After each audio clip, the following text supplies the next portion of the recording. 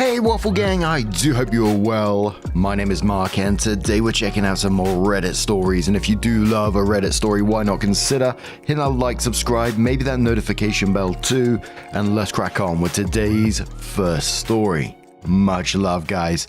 Now today's first story comes from Big Potential 6074 from the True Off My Chest subreddit, and it says, my father left my family because he founded true love. And he's now mad that I'm cutting him off out of my life forever. I never thought I would actually write this, but here we go. I, 17 male, am the oldest child of my family. My father, 44 male, my mother, 43 female, and my little sister, 15 female. Throughout my life, I always loved my father and idolized him to the point of making him proud, being my whole life purpose. In 2019, he had to immigrate to Europe to prepare our lives there and be away from our homeland forever. In 2022, we finally reunited with him, and from there I thought it was the end of our struggling. But then, after 2 years, he started acting funny. He got a job as a hotel driver, and from there, he changed completely. He stopped hanging out with me and my sister. He started coming late and then just eat and sleep.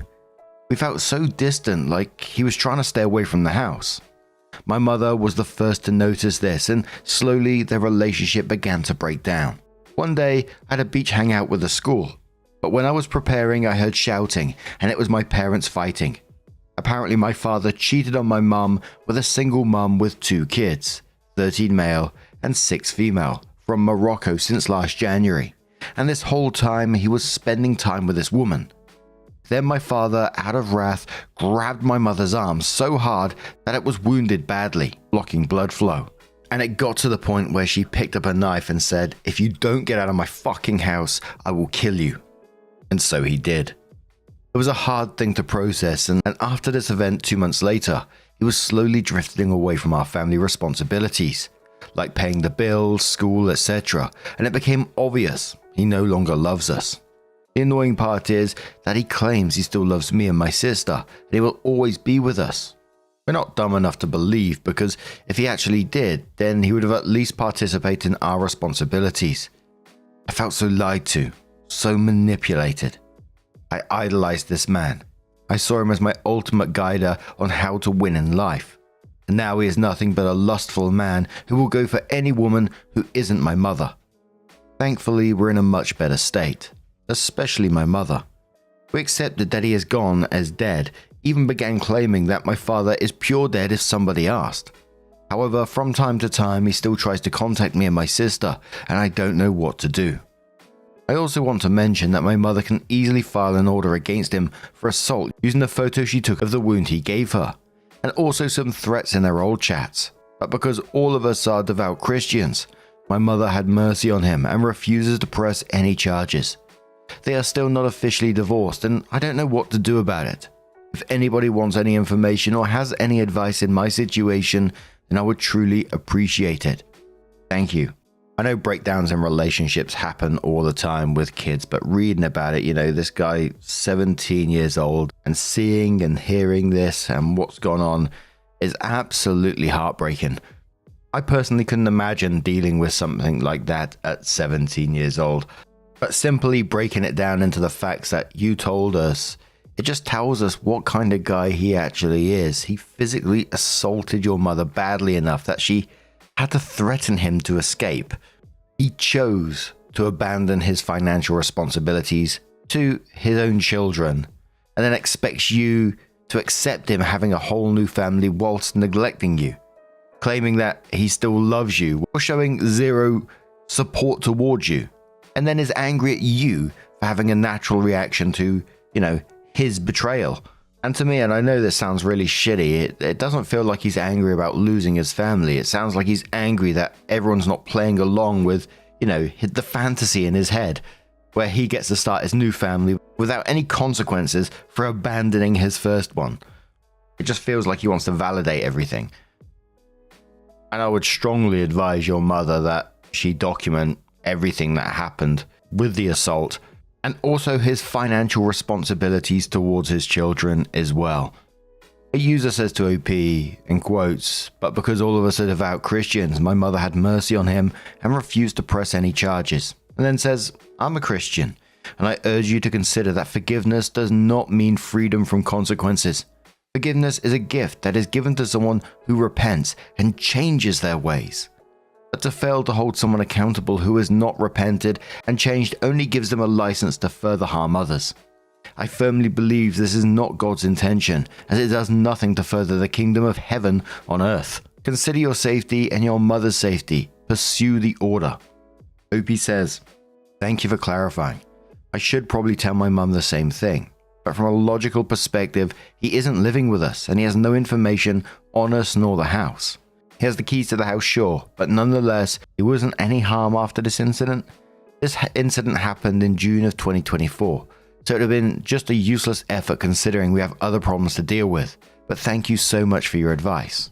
Erin Mendez says, I'm so sorry for the shitty situation that your father's actions have put you and your family in.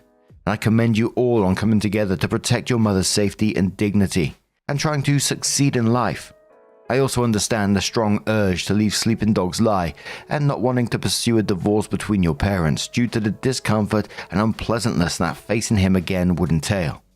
However, in addition to what the previous commenter said about forgiveness does not mean that you don't hold one accountable for their actions. Please also consider the legal ramifications of your mother continuing to stay married to him. I'm not sure which country you live in, but being the legally married spouse of a person gives the other spouse several rights and privileges. For example, if your parents co-own the house you live in and your mother passed away, suddenly in an accident without leaving a last will and testament, your father would automatically inherit the title to the house. Or if your mother were to get seriously ill to the point she was hospitalized and unable to make decisions, your father as the spouse might get the right to make such decisions on her behalf, including whether or not to disconnect life support systems, etc., ahead of you and your sister. The above are just some scenarios and may not be accurate based on where you live, but that's all the more reason for you and your mother to consult a divorce lawyer and at least talk through the pros and cons and ramifications of choosing to stay married versus suing for divorce. Good luck, and I hope things turn out for the best for you. Opie responds saying the house isn't owned by us, it's rented by my father's friend who we pay him a monthly amount. We all live in Spain, but my parents were married in their homeland, Egypt, so their marriage is only recognized on paper. That can be undone by the divorce. However, in one of your scenarios, if my mother was hospitalized or even dead, without the divorce, me and my sister would legally be forced to live with him as he still holds custody. Right now, we aren't financially ready to file a divorce, nor we know how it works in Spain. But my mother thankfully considering the divorce when the time comes, but sadly not considering filing a police report, and I don't know why. So sometime later, OP comes in with an update and says, hello everyone. Last month I made a post on how my father left me and my family for a single mother, and how he is mad that I don't love him anymore. Well, sadly, this isn't a positive update. Turned out my father wasn't paying my sister's school bills last month, and all this time the school kept my sister out of pity. But now it's getting very serious. It's been proven over and over again that he isn't involved in our lives and needs. The logical conclusion would be that we file a report against him for child negligence. However, because we're so financially stuck to the point where it's sickening, I try my best to stay strong for both of them, but I don't know how much I can take. To add insult to injury, he gets offended when I disrespected him and ghosted me for disrespecting your father. At this point, I want to choke him to death. I don't know how we can stand on our feet in order to file for divorce and make him pay. I'm so sorry that the update wasn't positive, but I promise to let you guys know if anything got together. Also, thanks to everyone who advised on the consideration of divorce. My mother finally agreed to it, but sadly, we can't go as far as reporting him to the police for the assault back in June, as the case will likely drop, and like I said, we don't have the money. Again, thanks to everyone who was concerned, and I promise for an update in the future. Another commenter said to OP, saying, is there any way you can legally make him support you guys financially? I don't know how the system works in Spain, but especially since your sister is under 18, he should be obligated to pay to support his children. MIL says both child support and alimony exist in Spain. I don't understand why OP's mum hasn't started the process for these yet. She needs to think of the kids first, even if her soon-to-be ex-husband has left her feeling like shit. Infamous Cash says, She's so Christian, she's putting her pride over her children. Opie says, not really. We are so financially stuck, let alone the fact that she is busy looking for a job since she became unemployed because of him. She considered the divorce though, just not the timing. Because my parents got married in Egypt, in Egyptian law, there is something called a child support. The father can fight for custody, but he isn't obligated to pay anything. The Spanish government only recognized my parents' marriage, but they can't judge them based on their laws due to them still being immigrants. And Opie came in with another update which said, hello everyone, I want to make this quick update before going offline for Christmas. Before I begin, I would like to thank everybody who corrected me and informed me about some of Spain's divorce policy. I'm truly grateful. I would like to apologize to anyone who got confused by my post. I want to highlight that I wasn't very knowledgeable in how the system works in the EU, and some even doubted my story because of it. These details my mother doesn't usually talk about, so I'm not quite in it. Again, my apologies for my misinformation. About the update, it is finally official. My mother will be getting a divorce and possibly the child support also. My mother has connections to people who have another connections with lawyers, counselors, etc. I'm not sure when the court case will happen, but it will. I'm also not sure if she will file the police report for the assault back in June. However, I'm still grateful. She is even taking driving lessons in order to get a driving license and possibly a car by January. I'm truly happy. We are still financially stuck, and my family back in Egypt, my father's side, of course took his side, and I was forced to cut contact with my cousins, although I love them. And it still looks like Christmas is going to be hella lonely, but at least shit is getting itself together. I'll update you all on when the court case will happen.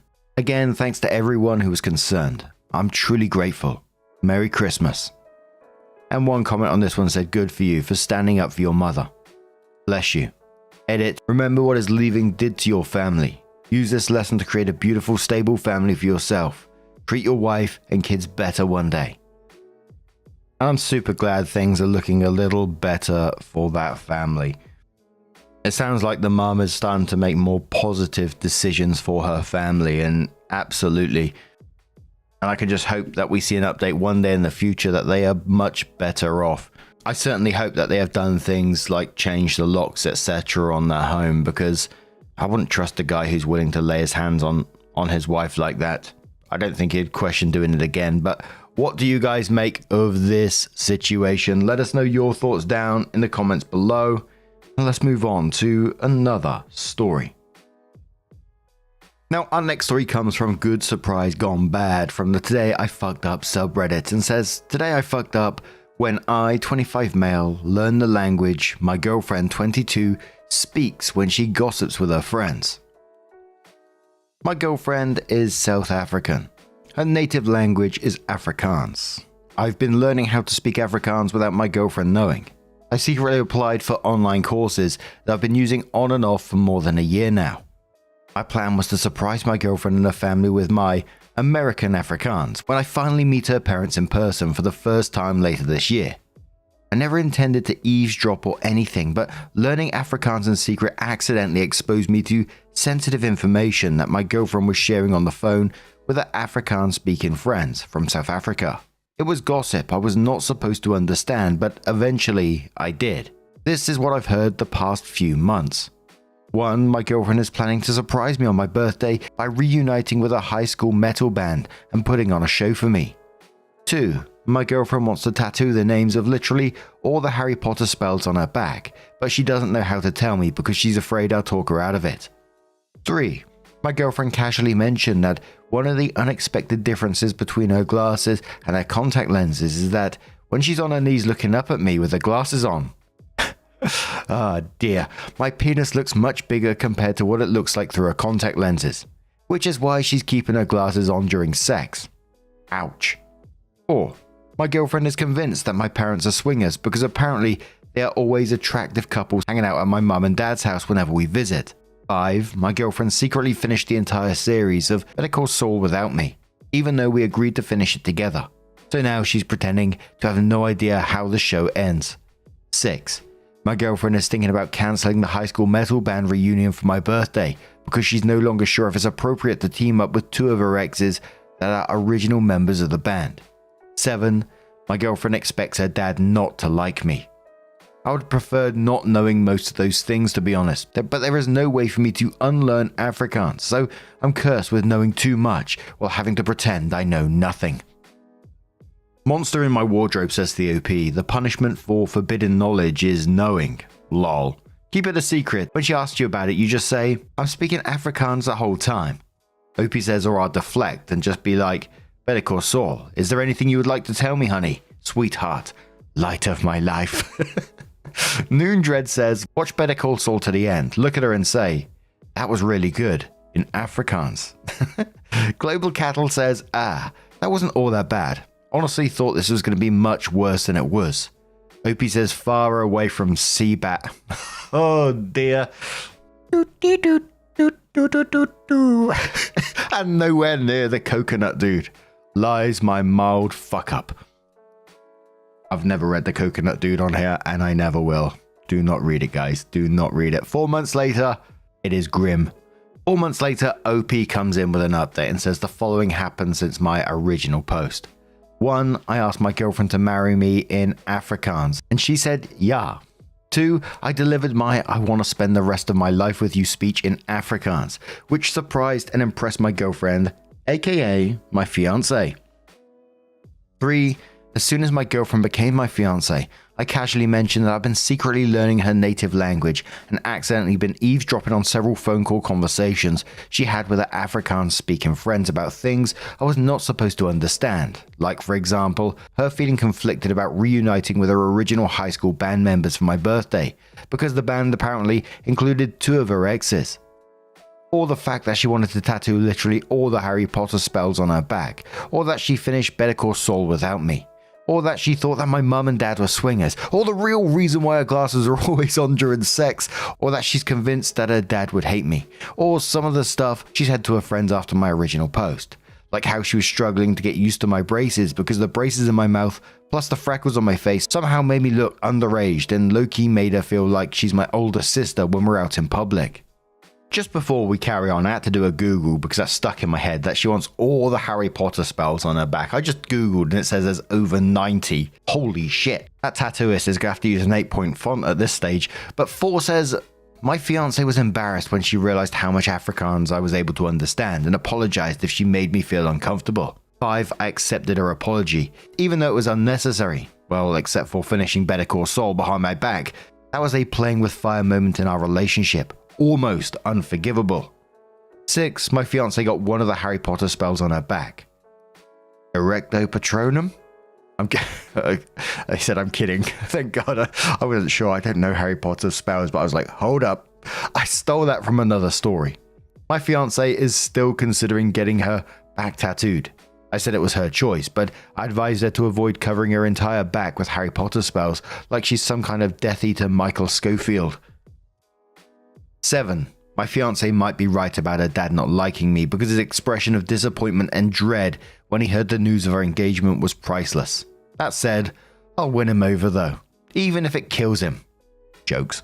8. My fiancé fully believes my parents are swingers based on the different couples she's occasionally observed coming and going whenever we visited my mum and dad. She wants us to investigate my parents because for some reason it's fun for her to imagine me being the son of a mum and dad whose sex life is far more kinky than mine. I'm not interested in opening that door though, because I don't want to know what goes on in my mum and dad's bedroom. However, something tells me that my fiancé will not rest until she has all the answers. 9. I made it clear to my fiancé that I had no problem with her reuniting with a high school band to perform at my birthday, unless it was uncomfortable for her that her exes were part of the band.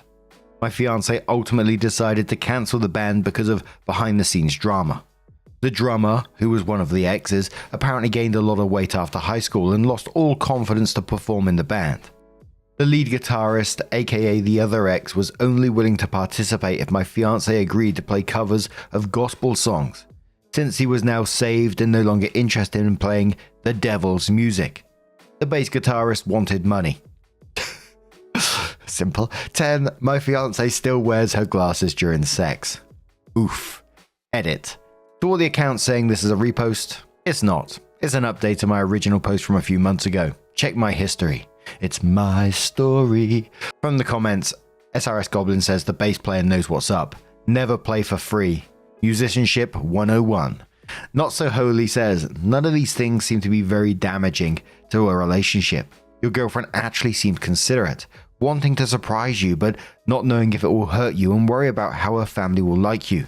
Could be a hell of a lot worse, and of course, never worry about the penis thing. Not the size, but how you use it, right? Kamikaze says, except that she watched all of Better Call Saul without him. That's just downright rude. 17 months later, Opie comes in with an update and says, last time I was here, I shared an update related to my original post, but I deleted that update because I was keen to tell the internet, aka all of you, that my girlfriend and I got engaged. However, since then, we've not only gotten ourselves unengaged, we've actually broken up. In my original post, my ex-girlfriend, who was still my girlfriend back then, had a wild theory that my mum and dad were swingers just because they always had people at their house. I never believed it, but I thought it was hilarious that someone thought my parents were that interesting.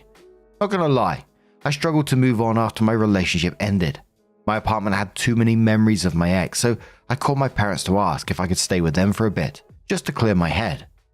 Oh dear. Here we go. My parents said yes. My dad offered to pick me up, which I accepted. What should have been a 10-minute drive unexpectedly turned into a 45-minute drive because my dad decided to take the longer route back to his house.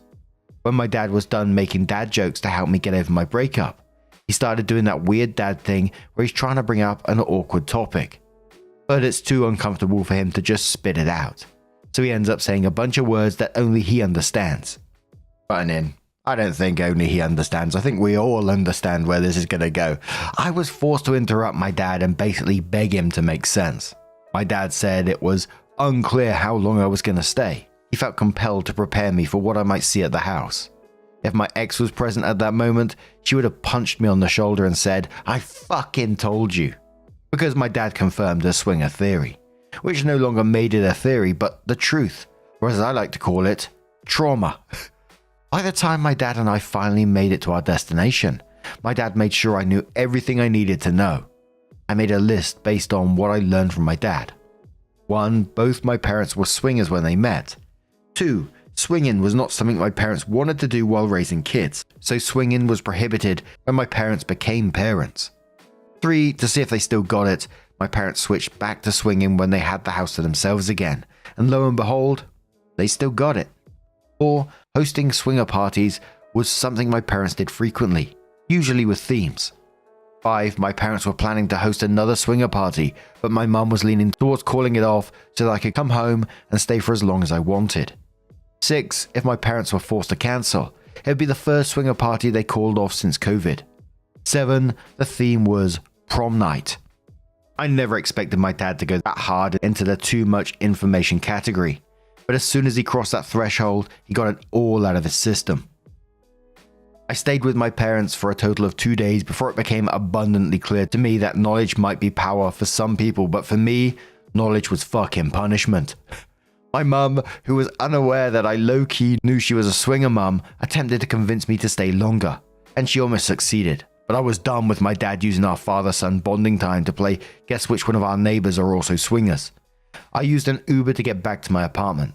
No more dad rides. I've never been so happy to return to a place that was haunted by my failed relationship. And OP adds some information about why the relationship ended. They said my ex and I broke up because of a tattoo.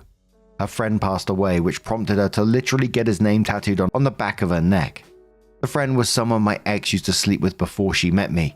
I made it clear to her prior to the tattoo that I understood that it was her body to do whatever she wanted. But as someone who was prepared to be with her forever, it was gonna be uncomfortable for me to see another guy's name on her body for the rest of our lives, especially the name of a dead guy she had casual sex with. My ex got the tattoo anyway. The tattoo was small and barely visible. That was her defense. I knew it was there. That was enough. Too much information incoming, be warned. It was also very fucking visible in doggy style position. Sorry for the too much information. We argued about the tattoo until we eventually said enough hurtful things that could never be unsaid. Clearly the tattoo was worth losing me because the tattoo is still there, and I'm not. Second creative says to the OP, I can't stay here, too many sad memories. 2 days later, save me from the horrible thing I now know. Sad memories. Opie says, I would gladly relive the pain of my relationship getting napalmed, then listen to my dad make up synonyms for swingers like no monogamo. The Real Sick says, don't tell your ex the no monogamo. She might add it to the list of spells she wants tattooed on her back. Relevant Reference says, how much of their decor is pineapple themed? Opie says, a few comments in my previous post made me aware of the meaning behind the pineapple in the swinger community. So I've actually been on the lookout for anything that so much as remotely resembled a pineapple whenever I was with my parents. But to this day, no pineapples. That being said, based on what I know now, thanks to my father, I actually won't be surprised if my parents were literally living in a pineapple house like SpongeBob's that only the other swingers could see. Thanks for that. That's cursed SpongeBob episodes for me for the rest of my life. And shit, I didn't even know about it. I had to Google it. Google says pineapples on cruise ships, starts off with, and on land are used as a secret symbol for swingers to identify each other. A pineapple badge, piece of clothing, or stuck on someone's door can mean they're looking for a partner swap or using it as an invitation to a swinger party. Holy shit, what if you're just a big fan of pineapples? I'm going to be looking out for pineapples wherever I go now. Damn flabbit. Some poor sod walking past me with a pineapple tie on. That's a swinger. Oh no. Even the imaginary people in my head are already being accused. Anyway, let's leave it there. What do you guys make of this situation? Let us know your thoughts down in the comments below. And just a huge thank you for being here today, getting involved in the stories, your love, your support, your time. It always means the absolute world to me. So thank you so much. And hopefully I'll see you in the next one. Take care and much love.